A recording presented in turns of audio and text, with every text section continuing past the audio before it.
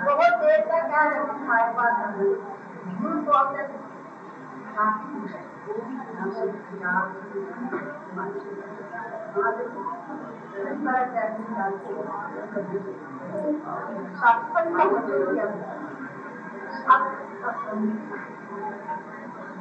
अब क्या है सच परमात्मा का धर्म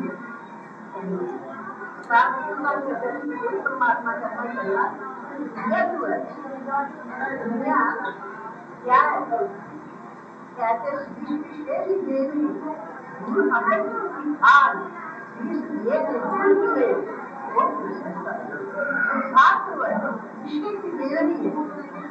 गुरु का जो नाम है अमृत अमृत हर चीज नाम कहते अमृत नाम ऐसा नाम ना इसमें बनने में है ना इसमें है ना इसमें कुछ है ना इसमें स्वयं नाम लेकर उसने उपदेश लेकर उसने अपने आप को अपना तैयार करने के लिए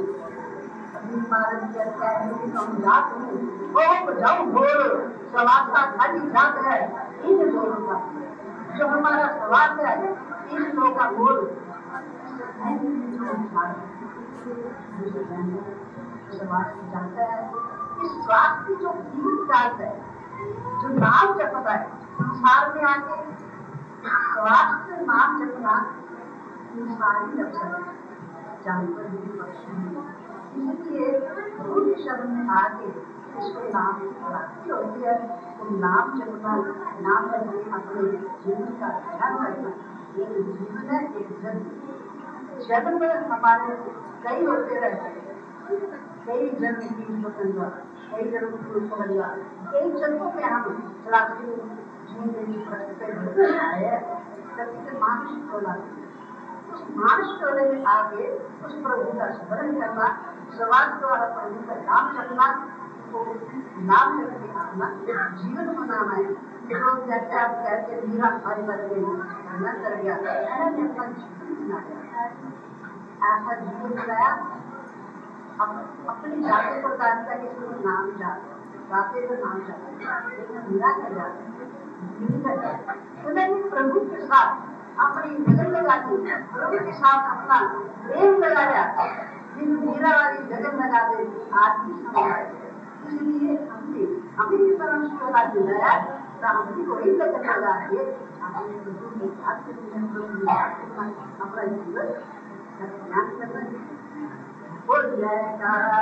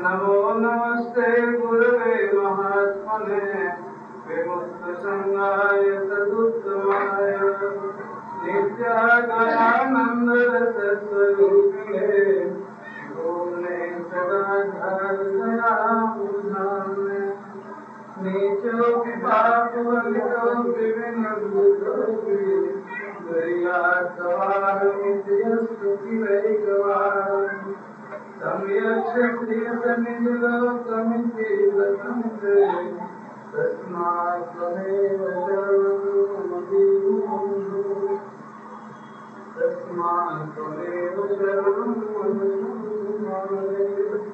सुरति करो मेरे साईं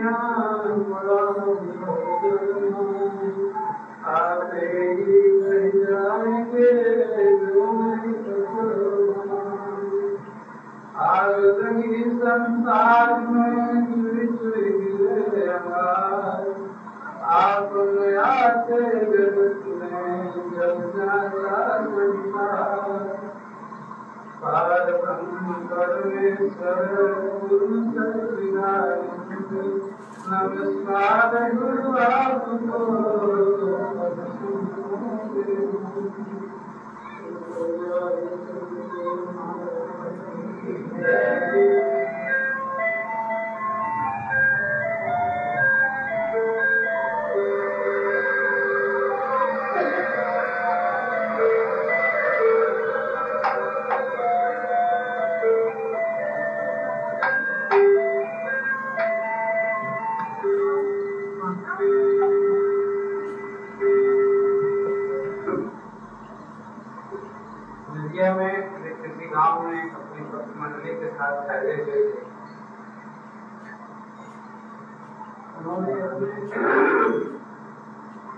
सेवकों से मंडली के दूसरे साधुओं से कहा,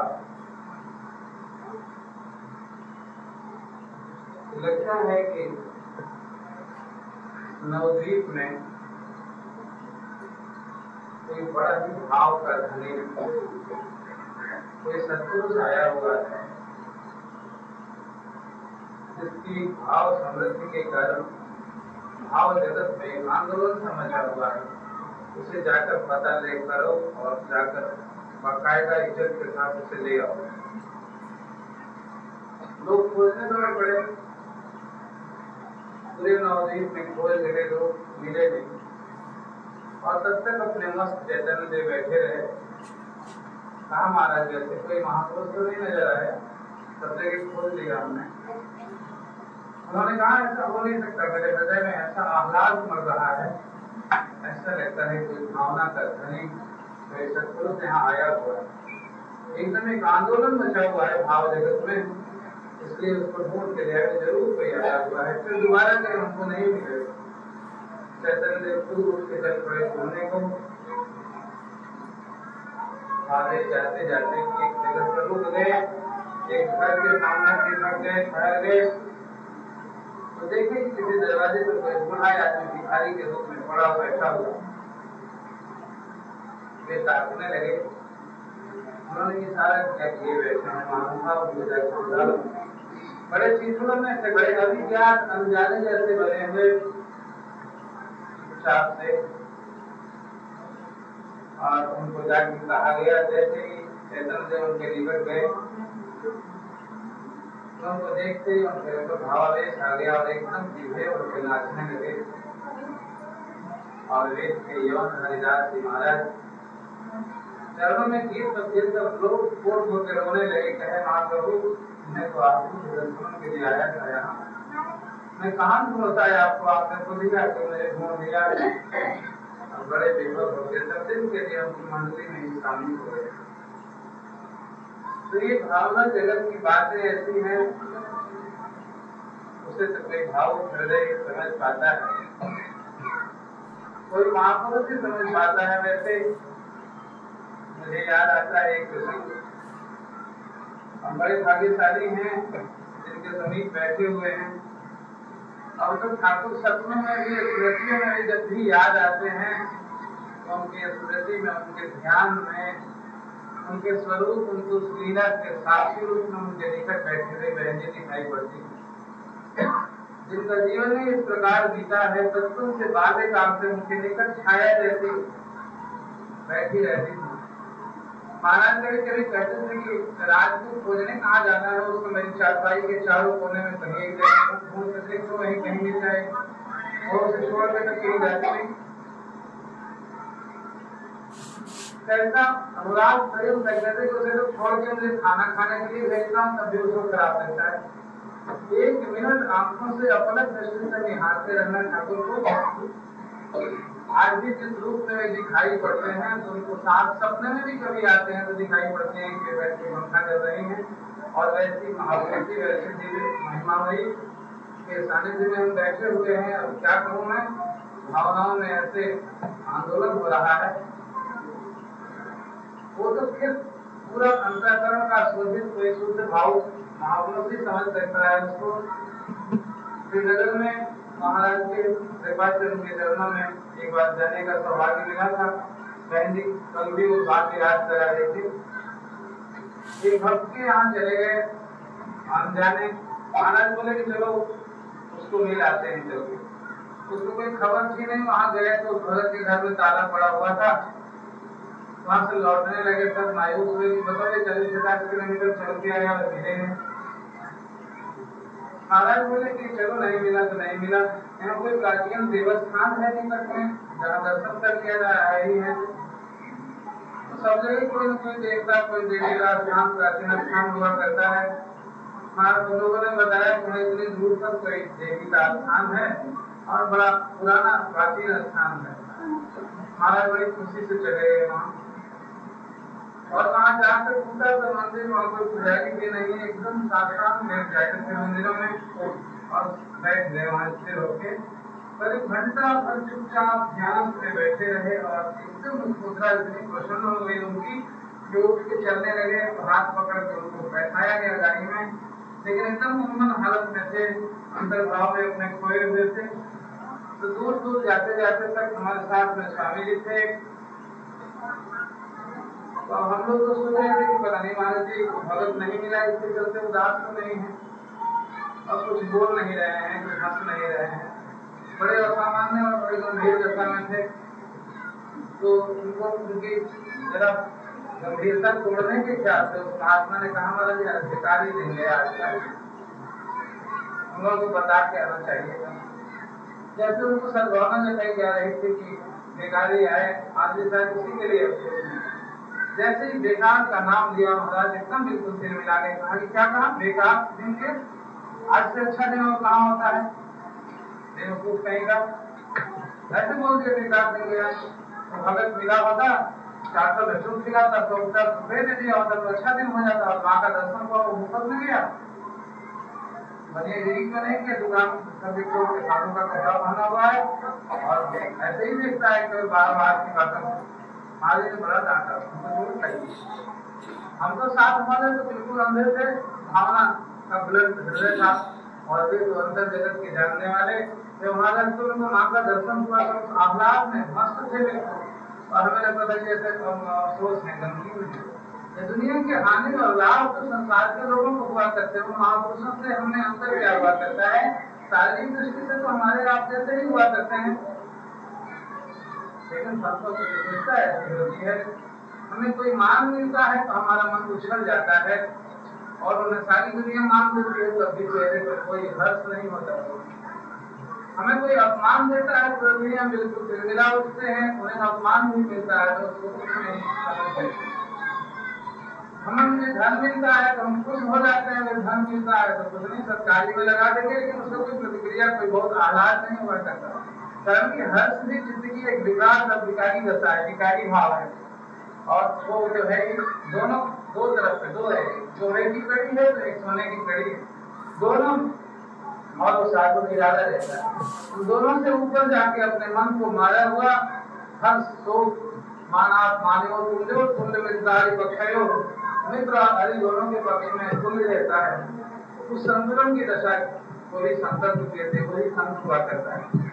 मन को साधा हुआ नाम जप से, साधना से, भक्ति से, अनुराग से, किसी तरह से अपने मन को ऐसा बना लिया कि संसार के द्वंद्व उससे प्रभावित नहीं करे। हजारों मान दुनिया देने वाले जयकारे लगावे, क्या होता है? कुछ नहीं होता उसके ऊपर, कोई प्रभाव नहीं, चेहरा स्थिर बना रहता है। यंत्रों में जी कहानी कर रहे थे बंगाल में, एक पंडित थे, बड़े अच्छे प्रचारक थे, बहुत सारे भागवत के कथाकार थे, और उसी महाराज जी का एक प्रोग्राम बन गया, उनकी कथा कई दिनों से चल रही थी। तो कथा में बड़ी भीड़ हुआ करती थी, बड़ा सम्मान देते थे, तो महाराज जी उसी मंच पर उनकी कथा के बाद बैठे हुए थे, चले गए। लेकिन अब तो ये कथा केवल मुंह भर का है, बुद्धि भर का है, और हृदय की कथा जिनकी अनवरत चल रही है, जिनकी जीवन ही, जिनकी कहानी ही पूरी भागवत जीवन ही जिनका बना हुआ है, और वो तो उसके मूर्ति थे। और पूरे माताओं का, भक्तों का दाता लग गया माला बनाने के लिए घंटा पर। शायद पंडित के मन में कुछ ऐसा आ रहा होगा कि बताओ, हमने इनको प्रेमी बनाया, हमने इसको धार्मिक बनाया, इनके अंदर में भगवान के पूजा की और संतों के आदर करने की, और मुझे कोई पूछता नहीं है, बाबा जी को माला चढ़ाए जा रहे हैं। महाराज जी चुपचाप शांति से, उनको तो कोई कुछ होता नहीं था, और मालाएं हम हटाए जा रहे थे। घंटा भर माल्यार्पण होता रहा, उनको हटाया गया। महाराज प्रवचन के क्रम में कथा कहने लगे कि किसी साधु ने एक मंदिर बनवाया, और मंदिर में कृष्ण की बड़ी अच्छी मूर्ति बैठाई उसने। मूर्ति को देखने के लिए उस दिव्य मंदिर भव्य था, और मूर्ति के दर्शन करने के लिए तांता लगा। जन्माष्टमी के दिन सारे आदमी बिल्कुल धक्कम धुक्का हो रहा है, जैसे रुकावट हुआ करता है। तो उसकी मूर्ति बनाने वाले मूर्तिकार को खबर लगी, या मूर्ति तो ऐसी दिव्य आपकी बनी हुई है, इतने अच्छे की लगता है प्रत्यक्ष बैठे हुए भगवान, और उनके दर्शन के लिए भीड़ लगी हुई है। उसके मन में लगा कि मेरी चारा की प्रशंसा करें कि मैंने ये मूर्ति बनाई है। वो बेचारा आ गया, तो जितने लोग बरामदे में फूल लेके जय श्री कृष्ण कर रहे हैं, उनको रोक के कहता जा रही, भाई जो मूर्ति है ना हमने बनाई है।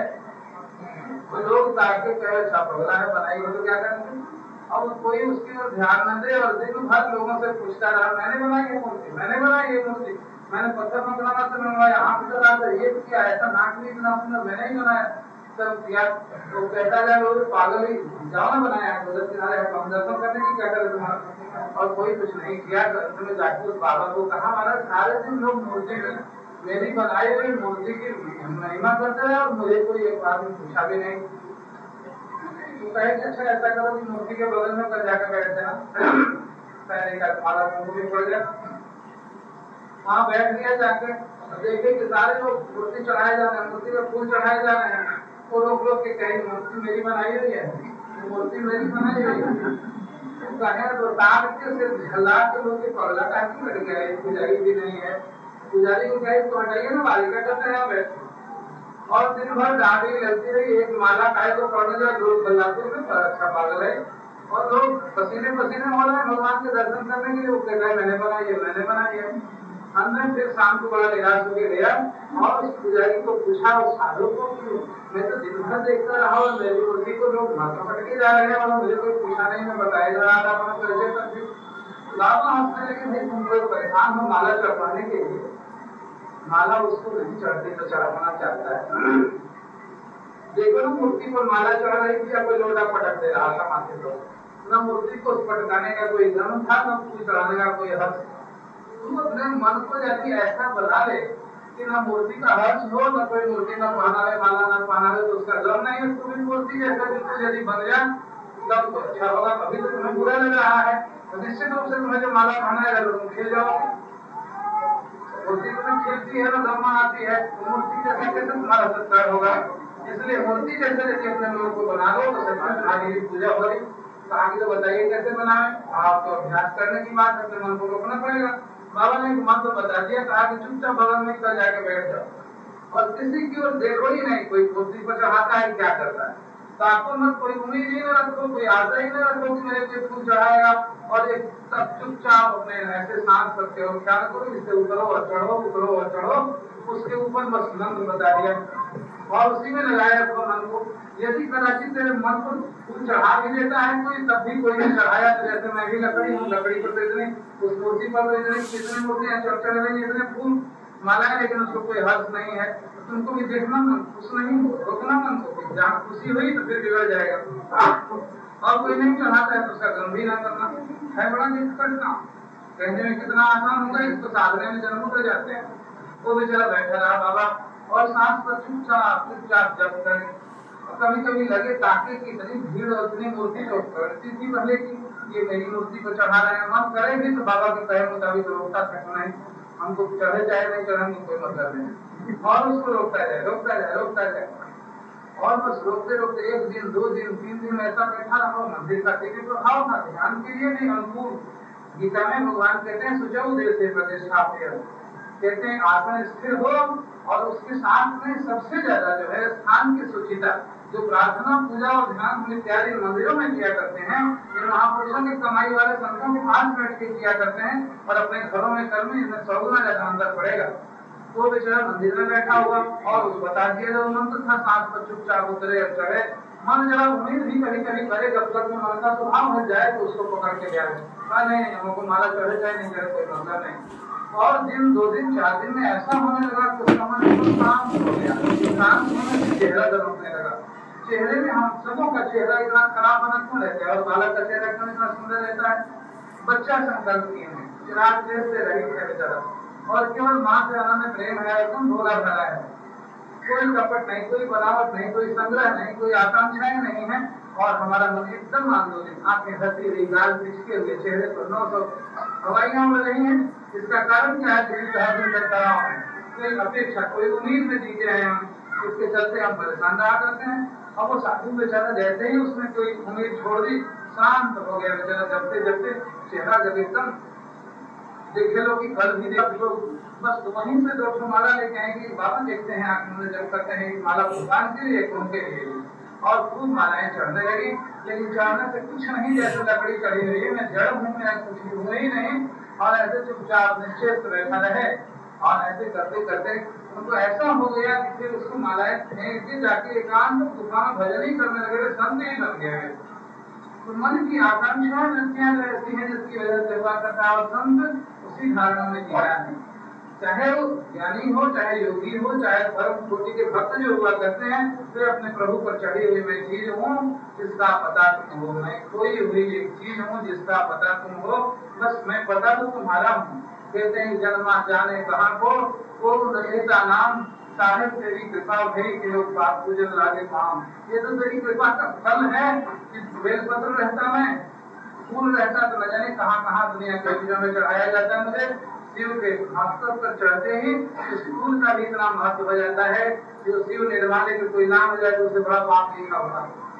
शंकर को नामने से जितना बड़ा पाप है, उससे ज्यादा शिव निर्माले पर चढ़ने का होता है। तो संत को शिव निर्माले, तो भगवान के ऊपर चढ़ा हुआ उसका जीवन, उसके सारे अरमान, उसकी सारी कामनाएं उसके ऊपर मध्य कर गई हैं, मिट गई है उसके लिए। बस तेरी प्रसन्नता, तेरी महिमा और तेरी गरिमा में जीता रहूं, बस यही आकांक्षा रहती है। और अपने आप को गौण करके जीता है।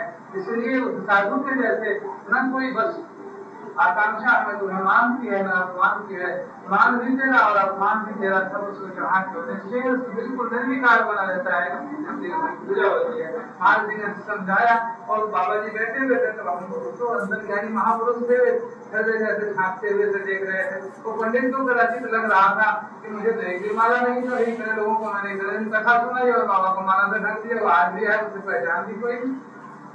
तो पहचान तो उस मालिक के है, तो उसके प्रतिमूर्ति बन के, प्रतिनिधि बन के, भगवान के ही रूप बन के संत घुमा करते हैं हमारे बीच में। उनको ऐसा हुआ करता है। हमारे उनके जीवन को, उनकी मनस्थिति को, उनके आदत को सोचना चाहिए, समझना चाहिए। फिर कैसे आदत तो करते हैं, सुन रखा है कि पाँव होना चाहिए, सुन रखा है कि माला पहनानी चाहिए, सुन रखा है कि जय लगाना चाहिए, लेकिन ये जय, माला और पूजा और प्रार्थना का मतलब क्या होता है, जाना चाहिए विचार। जो पूजा और प्रार्थना जो भी प्रैक्टिस किया जाता है, भजन अभ्यास का जो कुछ भी, वो कोई विचार और वैरागी की चीज यदि नहीं बनती, यहाँ से चेतना से उसका संबंध नहीं होता, तो दिखावटी जो है एक मामूली सा संसार का कोई बंध हमें आंदोलित कर देगा और हम गिर जाएंगे, हम फिसल जाएंगे। ऐसे हुआ करता है। इसीलिए पूजा और प्रार्थनाओं के साथ में सोचना चाहिए कि आखिर उसको जो सामने हमारे आया उसको मैंने फूल चढ़ाया, उसके चरणों में मैंने प्रणाम किया, उसके पाँव धोए और पाँव धो के माता लोग माथे को छिड़कती हैं, सब कुछ तैयार करती हैं। इसका मतलब क्या है? ऐसा नहीं उसने शरीर को लात मारा, अपने मन को लात मारी, उसने अपने मन को रौंदा और बिल्कुल बाह्यात जो मन की कामनाएं वासनाएं हैं, शरीर के बंधन है, इसके सारे सुख भोग की अपेक्षाएं जो है उनको रौंद दिया अपने मालिक के प्रेम में, उस चिंतन में, उस प्रभु को अपनाने के पीछे सबको विसार दिया। यही उसकी तो गुणवत्ता है, यही उसकी बड़ाई है, जिसके चलते वो बड़ाई पाता है। उस बड़ाई को हमें धारण करना चाहिए और उस बड़ाई की दृष्टि से यदि उसको सोचते हुए हम यदि सब कुछ करते हैं, धीरे धीरे उसका गुण, उसका जीवन दर्शन, उसका हृदय, उसकी विशालता, उसका निमाना भाव हमारे अंदर उतरने लगता है। ये मान और पूजा का ये तरीका होना चाहिए। जो भी आदमी पूजा या तमाम चीजें किया करते हैं उसको थोड़ी देर के लिए विचार में ले जाना चाहिए। उसका भी तो हमारे जैसा शरीर है, फिर क्या विशेषता होगी? इसको हजार लोग दौड़ते हैं फूल चढ़ाने के लिए और उसके चेहरे पर कोई उसकी अपेक्षा नहीं, कोई उसका हर शोक नहीं हुआ करता और हमें होता है। इसलिए अपने को उसके मुताबिक बनाना चाहिए, जैसे उस पंडित के कहे के मुताबिक उस आदमी ने उस मूर्ति का बनाते बनाते साधु बन गया। इसलिए वैसे सोचते सोचते भी हमारे अंदर में भी दैवत पाया। हम चाहते तो जरूर हैं कि हमें भी वैसा हो, लेकिन चाहने से तो होता नहीं है, वो स्थिति प्राप्त करनी होती है हमको और वह बड़ी आसानी से प्राप्त हो जाता है, उसका प्रयास करने से नहीं। कोई आंतरिक विधि नहीं है जिससे वो प्राप्त किया जा सकते। वो हाइट जो है उनकी वो हाइनेस को प्राप्त करने के लिए उस गुरु की स्थितियों में पहुंचे हुए जो महापुरुष हैं, भगवान के मंजूर नजर हैं, उनको लिखे हुए जिनके जीवन का इतना बड़ा मूल्य है, उनके संत हैं, उनके सेवक, उनके प्रेमी हैं, उनकी याद इस रूप में अंदर से बिल्कुल हृदय से उनको सोचते हुए उनके गुणवत्ता, उनके त्याग तपस्या को, उनकी उस बड़ाई को महसूस करते हुए यदि उनको आदर प्रेम देंगे, निश्चित रूप से उनका आशीर्वाद, उनका स्नेह, उनका गुण धर्म, उनकी मानसिकता हमारे बीच में करने लगेगी। लोग केवल उस विशेषता केवल हम बढ़ते जाएंगे तो हमारा जीवन धन्य हो जाएगा। संतों की इतनी महिमा शास्त्र में, सदग्रंथों में, गीता में, रामायण में सब जगह क्यों गाई गई है? कहते हैं कि भगवान जब प्रसन्न होते हैं तो प्रसन्न होकर अपने नहीं मिलते, प्रसन्न होकर संत भेज देते हैं। जब द्रवहीन दया राघव साधु संगत पाइया, साधु की संगत मिलती है, जब गुरुदेव खुश होते हैं तो अपने प्यारे लोगों को भेज दिया करते हैं। उनको देख के उनको जाना पहचाना जा सकता है, बादशाह को देख के उसके मालिक की गुणवत्ता पर, उसकी कलाकृति पर, उसकी बड़ाई पर ध्यान आता है कि कैसा मालिक होगा जिसने इतना सुंदर बाग को बना रखा है। इसलिए जिसके सानिध्य में लग के जिसका जीवन इतना पवित्र बना, इतना उन्नत बना, इतना दिव्य भाव बना, जो अपने आत्म भाव में सबको, अपना भाई, अपना शरीर, अपना परिवार, पूरे वसुधा को भी प्रभु के रूप में देख के और हंसित रहता है हरदम। न उसका काहू से दोस्ती, न काहू से बैर, न कोई अपना घर, न निशान। कल गुरु महाराज जी की बातें कहा करते थे, कृष्ण महाराज से पूछता था, विरक्त अवस्था में बताते थे अपना परिचय बताइए, तो कहते थे बता क्या खाक बतलाऊं, निशा सब बेनिशाए अपना, जहाँ आसन जमा बैठा वहीं समझा मकाए अपना। बस ऐसे संतों का तो वही लेना है, वही है उनके मालिक का परिचय है, उनका परिचय है। बस उनका जहाँ गुणगान होता है, उनके जहाँ प्रेमी जन मिलते हैं, वही उनके अपने सुहृद है और वही उनका घर है। बाकी निशान तो ये सिर मुड़ा के और सारी जाति और सारी बात है, सारे नाम, सारे परिचय सब समाप्त करके स्वाहा कर दिया गया उनके उस महाभाव में। अब बचा तो केवल एक ही परिचय, उनके नाते हैं, उनके बंदे हैं, उनके सेवक हैं और यथांत के अपने संस्कारों के मुताबिक उनको अपनाने में लगे हुए हैं। जो आगे हैं, अपनाए हुए हैं, उनको यदि प्रेम देंगे, उनको श्रद्धा देंगे, उनको आदर देंगे, उनको हृदय से विचार पूर्वक यदि प्रणाम करेंगे तो उनका वो आशीर्वाद करेगा, वो मालिक भी खुश होंगे। जैसे हाकिम को खुश करने के लिए उनके बेटे को दुलाने लगे तो उनकी बड़ी आशीर्वाद और आपको बड़ी मेहरबानी सहज ही आसानी से हो जाएगी। उसी प्रकार से जो चाहो कि हो घनश्याम की नजर पहले, उनके आशिकों के खास पास कर गुजर पहले। भगवान को प्रेम करने के लिए उनके भक्तों को, उनके संतों को, उनसे भी ज्यादा मोते अधिक संत कर देखा। भगवान कहते हैं जैसे आज हमारा भरोसा मोते अधिक संत कर देखा। मेरे से भी अधिक मेरे संत को जो मानता है उसको मैं ज्यादा प्यार करता हूँ कि हृदय में अपने आप उतर जाते हैं। इसलिए निश्चित रूप से इस आदर से, इस प्रेम से, इस आयोजन से, आपके इस आह्लाद से वे परम प्रभु, वे गुरुदेव भगवान वो पूरी सत्ता के साथ में आज आपको आशीर्वाद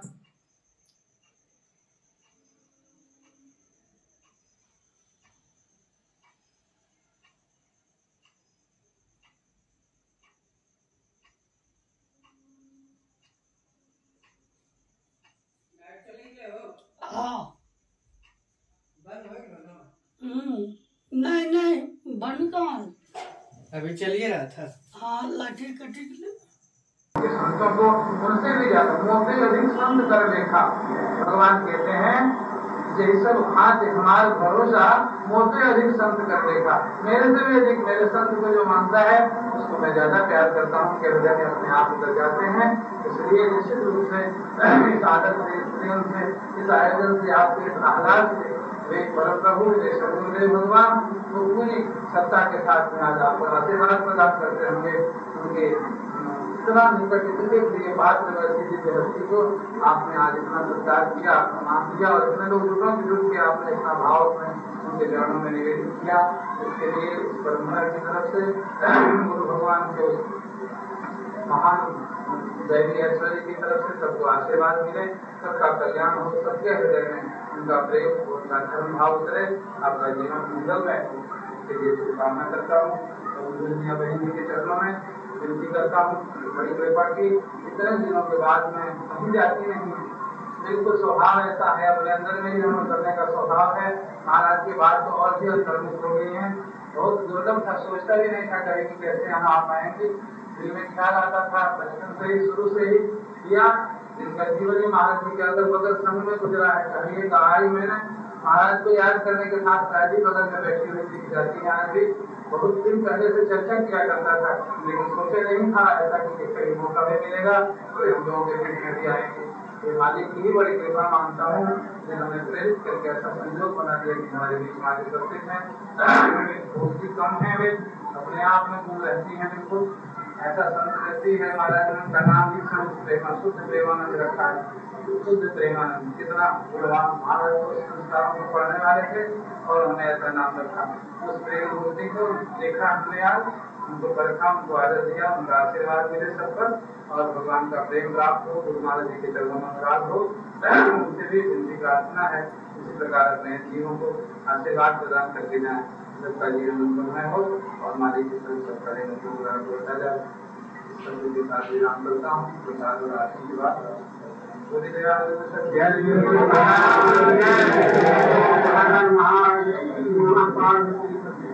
आज हम लोग वहाँ से आए और जगन्नाथ धाम दर्शन करने के बहाना ही था। मैंने पहले ही दर्शन करे चले गए तो उनको मालूम भी नहीं था कहाँ चल रही है।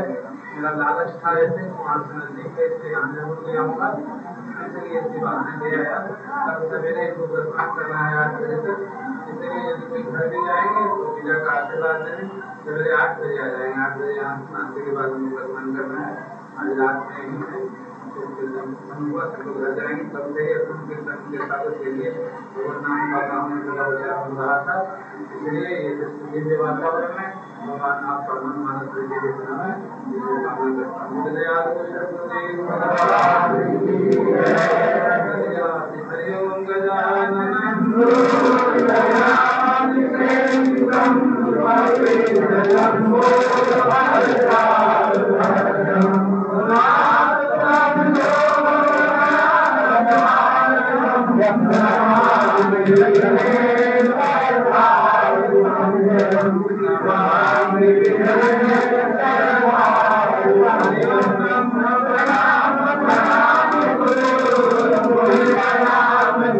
Come